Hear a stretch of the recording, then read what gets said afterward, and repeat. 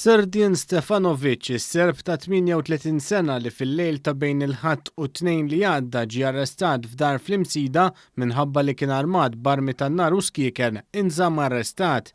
Fost l-akkużi li tressaq miex li bihom hemm li ħareġ armi u skieken barra minn daru mingħajr il-permess u li ħebb u rreżista bi vjolenza il-pulizija. Dan fil-waqt li qed jaffaċċja wkoll akkużi relatati ma' ħsara fuq karozza, abbuż fuq klieb li kellu fir-residenza tiegħu u ksur ta' kundizzjonijiet ta' ħelsien mill-arrest imposti fuqu u ċaħat l-akkużi miġjuba kontrih. Fil-qorti preseduta minn Dr. Estrid Megrima, id-difiża mmexxija mill-avukat Charles Mirċieqa talbet sabiex jinħatar espert psikjatriku ħalli jeżamina lis-Serb. Il-qorti qalet li fl-inkjesta diġà nħatar psikjatra u dan jista' jittella jixhed.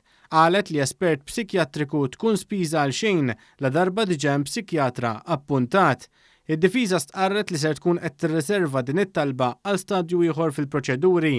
Il-qorti suġġeriet li kull trattament mediku bżonjus għandu jingħata lill-akkużat u rrakkomandat li dan jinżamm ġewwa l-isptar Monte Carmeli. Stefanovic kien ġie arrestat il-ħadd li għadda f'dar fl-Imsida wara operazzjoni ta' aktar minn 6 sigħat mill-Pulizija Maltija.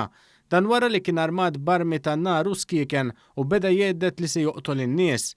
Intant huwa ħireġ mill-qorti u għader jgħajjeb lejn il-kamera ta' One News minn ġol karozza li ħaditu lejn il-faċilità korrettiva ta' Kordin.